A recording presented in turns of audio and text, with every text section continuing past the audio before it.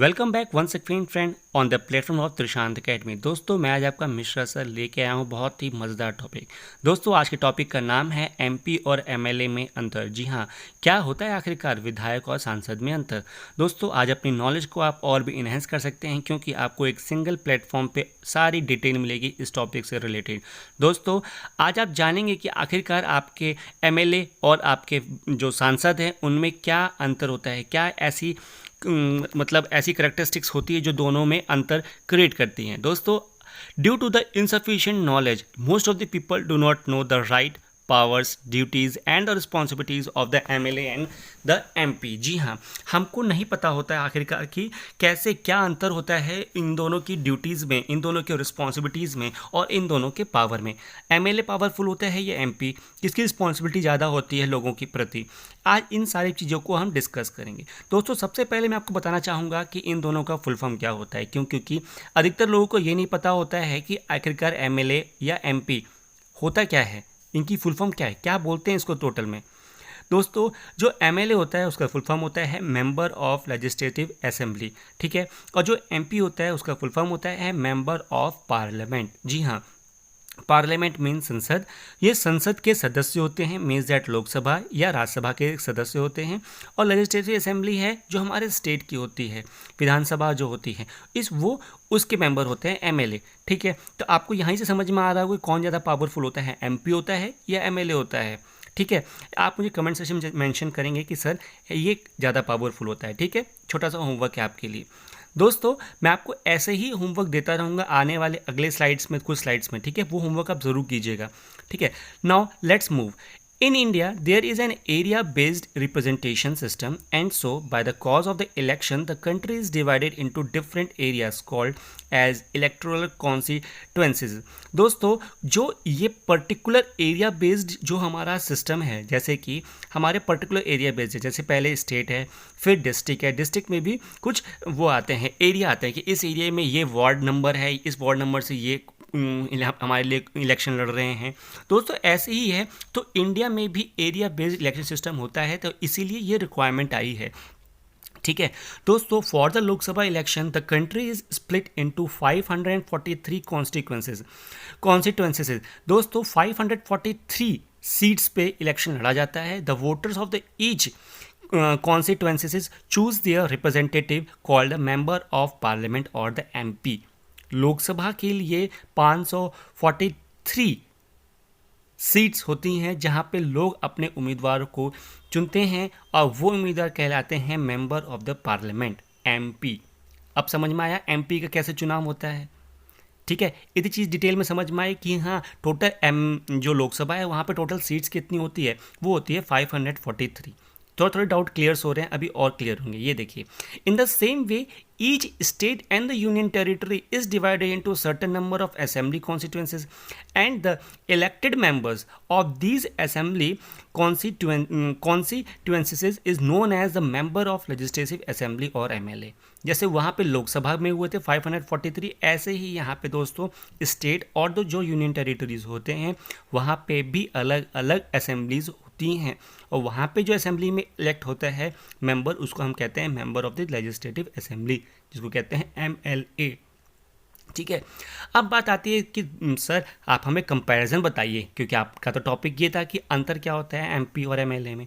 तो आज मैं आपको बताने जा रहा हूँ उनका कंपैरिजन। ये देखिए दोस्तों, एमएलए बेसिक क्या है, मीनिंग क्या है, इलेक्शन कैसे होता है, इनकी कॉन्स्टिट्यूएंसी क्या है और ये वर्क कहाँ करते हैं। ये देखिए मीनिंग क्या, देखिए एमएलए का, MLA is a elected member of the Legislative Assembly who represent the people of the specific constituency।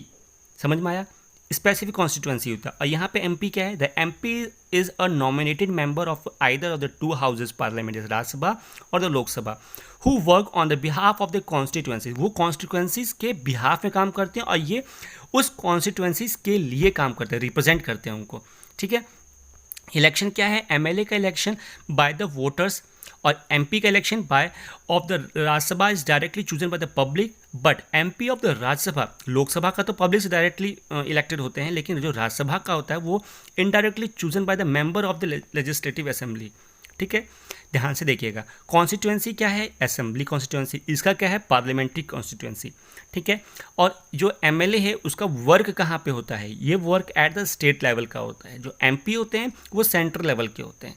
तो आपको इस चार्ट से क्या समझ में आया, मोटा मोटा पहली बात ये कि जो इनका इलेक्शन होता है, सेकंड पॉइंट जो मैंने लिखा था, जो इनका इलेक्शन होता है वो बहुत अहम है। देखिए ध्यान से कैसे किसका इलेक्शन हो रहा है और उनका वर्क क्या है। एमएलए स्टेट लेवल पे होता है और जो एमपी होता है वो सेंट्रल लेवल पे होता है, ठीक है। ये चीज़ यहाँ तक चीज़ें समझ में आई। चलिए अब आगे बढ़ते हैं दोस्तों। To qualify as a member of the legislative assembly a person need to be, क्या क्या चीज़ें चाहिए होती है कि अगर किसी पर्सन को एमएलए बनना है तो। पहली बात, अ सिटीजन ऑफ इंडिया, कोई भी फॉरेनर, कोई भी विदेशी यहाँ पे एमएलए नहीं बन सकता। पहली बात तो ये सिटीजन ऑफ इंडिया का होना चाहिए। Have attained at the age of have attend the age of 25 years, 25 साल का मिनिमम से मिनिमम वो होना चाहिए, ठीक है। उससे नीचे नहीं, उससे ऊपर भले ही हो जाए। नेक्स्ट क्या है, a voter from any constituency of the state, कहीं किसी भी एक स्टेट का वो एक वोटर होना चाहिए, ठीक है। ये तीन अहम चीज़ है एमएलए के लिए बनने के लिए, ठीक है। लेकिन अब यहाँ बारी आती है एमपी के लिए। तो एमपी के लिए क्या होगा, सिटीजन ऑफ इंडिया तो मस्ट है, have attend the age of 25 ये भी मस्ट है, as the voter from any parliamentary constituency, parliamentary constituency का एक वो वोटर होना चाहिए, पहली बात। दूसरा, इंडिपेंडेंट कैंडिडेट नीड्स 10 प्रोपर्स, ठीक है। Candidate of well known party require 1 proposers for the purpose of nomination, nomination के लिए जो इंडिपेंडेंट कैंडिडेट है उसको 10 गवाह चाहिए होते हैं। और अगर वो वेल नोन पार्टी, जैसे बहुत बड़ी पार्टी बीजेपी होगी, कांग्रेस होगी, बीएसपी होगी, ये बड़ी बड़ी पार्टियां हैं, तो उनको एक नॉमिनेशन के लिए नॉमिनेशन के लिए एक गवाह चाहिए होता है। लेकिन सबसे बड़ी बात ये है दोस्तों कि जब एमपी का चुनाव, एमपी के लिए बनने के लिए जब आप नॉमिनेशन डालते हैं तो आपको सिक्योरिटी डिपॉजिट करनी पड़ती है और वो सिक्योरिटी डिपॉजिट का अमाउंट होता है 10,000 रुपीज़।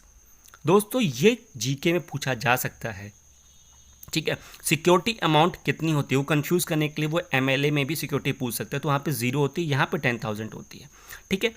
चलिए दोस्तों हम कुछ की डिफरेंसेस में जाते हैं कि आखिरकार एमएलए और एमपी का बेसिक डिफरेंस क्या हो गया। ये तो बेसिक था, अब हम बहुत बारीक बारीक चीज़ों में जाते हैं। जैसे कि ये देखिए, representative of the assembly constituency of the legislature of the state is known as a member of legislative assembly or the MLA. The member of parliament or MP is elected of any of the 2 chamber of the parliament. Means that जो representative होते हैं सभा के, विधानसभा के, विधान परिषद के, जो सभा जो आपके हमारे लोकल स्टेट लेवल पे, डिस्ट्रिक्ट लेवल्स पे जो हमारे एमएलए निकल के आते हैं उनका चुनाव हम ही करते हैं, वो भी स्टेट लेवल पे करते हैं। लेकिन जो हम बात करते हैं member of the parliament that is MP के बारे में जो इलेक्शंस होते हैं वो कैसे होते हैं, वो होते हैं क्योंकि वो चुनाव लड़ते हैं on the behalf of Lok Sabha and the Rajya Sabha, ठीक है। वो उस ये कॉन्स्टिट्यूएंसी को रिप्रेजेंट करते हैं वहाँ पर जाके।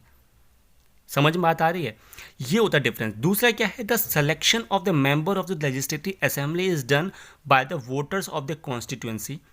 जो हम एमएलए को सिलेक्ट करते हैं वो हम सेलेक्ट करते हैं, समझ रहे हैं। जो एमएलए होता है वो हम सेलेक्ट करते हैं, सिटीजन सेलेक्ट करते हैं।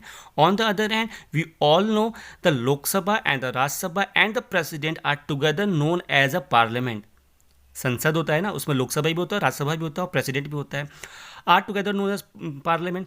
And so the MP of the lower house are directly elected by the public, whereas the member of the Rajya Sabha are indirectly chosen by the member of the legislative assembly.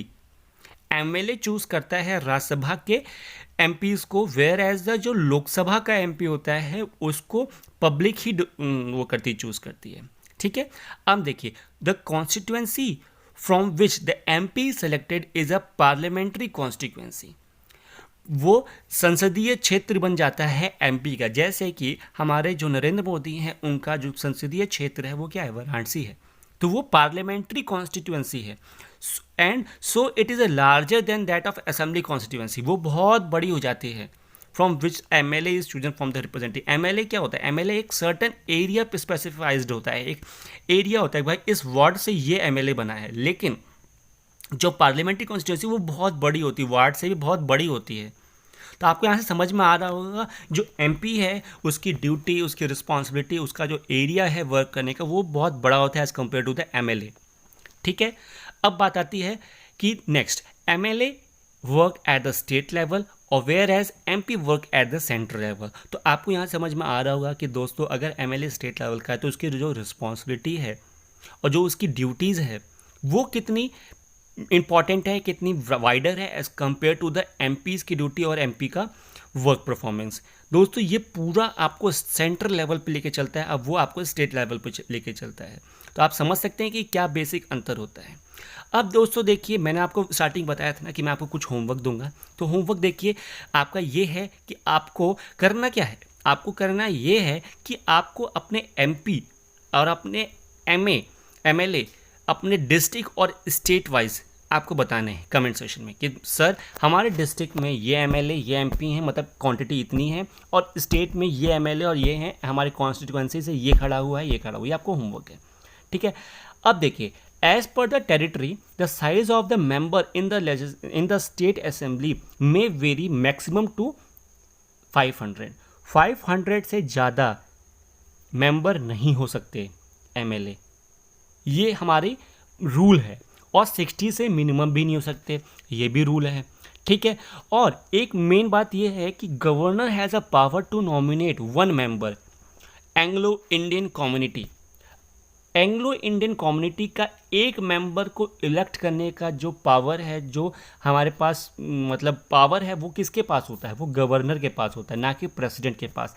क्योंकि question आता है exam में तो अक्सर बच्चे confuse हो जाते हैं, वो सोचते हैं कि गवर्नर तो हमारे कॉन्स्टिट्यूशन में कहीं पे मतलब ऐसा रोल उसका नहीं दिया है, प्रेसिडेंट होता है, वो मेंबर भी होता है, तो हम डायरेक्टली प्रेसिडेंट को टिक कर देते हैं। नहीं, गवर्नर होगा इसका आंसर, ठीक है, गवर्नर ही इलेक्ट कर सकता है। Next, tenure of the MLA is 5 year. जो हमारा एमएलए जो स्टेट का होता है वो 5 ईयर का होता है, जो एमएलसी होते हैं वो 6 ईयर के होते हैं। The term of MLA can be extended for another 6 year maximum in an emergency. अगर कोई एमरजेंसी आ गई है, ऐसे कोई इमरजेंसी आ चुकी है स्टेट में, तो वहाँ पे जो उसका टेन्योर है वो 6 मंथ्स एक्सटेंड कर सकते हैं, आगे के 6 महीने और, मतलब 5 से वो 5.5 साल का हो सकता है उसका टेन्योर, लेकिन उसके बाद नहीं होगा। ये एक इमरजेंसी कंडीशन है, ये पूछा जा सकता है क्वेश्चन, ठीक है। नाउ नेक्स्ट फ्रेंड्स, कि अलॉन्ग विद द एमपी के साथ साथ MLA has a one electoral power. वो क्या? In electing the President of India. जी हाँ, एमपी तो कर सकता है, वो आपको पता है स्टार्टिंग में, लेकिन एमएलए के पास भी एक पावर होती है, वो है प्रेसिडेंट को इलेक्ट करना, ठीक है। और those who contested for MP can not opt for the MLA और एमएलसी। समझ में आया कि अगर कोई भी बंदा एमपी बन चुका है, मेंबर ऑफ द पार्लियामेंट बन चुका है, तो वो चाहे कि मैं एमएलए भी बनता रहूं साथ साथ में, मतलब कि एक साथ वो 2 चीज़ों को संभालेगा, ऐसा नहीं हो सकता है। ये चीज़ समझ में आई आप लोगों को? ये मैं डिटेल आपको इसलिए बता रहा हूँ क्योंकि ये बहुत ही बारीकी चीज़ें हैं, ठीक है। नेक्स्ट फ्रेंड क्या होता है? Value of the vote of MP. ये आप ध्यान समझिए, थोड़ा सा ये मैथ्स है, क्या है देखिए। Total value of votes for all the MLA कितने होते हैं? वो होते हैं 1 लाख, ठीक है। Total value of the votes 1 lakh होते हैं। टोटल नंबर ऑफ एमपीज कितने होते हैं बताया था मैंने, लोकसभा और राज्यसभा में मिला के 500, ठीक है। Value of votes of MP कितने होते हैं? 1 लाख डिवाइडेड बाय 500 हो गया, ये कितना है? 200। Therefore the value of MP कितने हो गए? 200। ये बहुत एक अहम चीज़ था कि वैल्यू ऑफ एमपी कितने होते हैं, ठीक है। दोस्तों आज के लिए बस इतना ही करता हूँ, और लास्ट में उम्मीद करता हूँ कि मेरा सेशन आपको बहुत फ़ायदेमंद होगा। तो जितने भी न्यू लर्नर्स हैं प्लीज़ सेशन को लाइक कीजिए, कमेंट कीजिए, जितना हो सकता है उतना शेयर कीजिए, साथ में नोटिफिकेशन बेल को भी प्रेस कीजिए ताकि आपको हर रोज़ ऐसे ही अपडेटेड वीडियोज़ मिलते रहे। Thank you.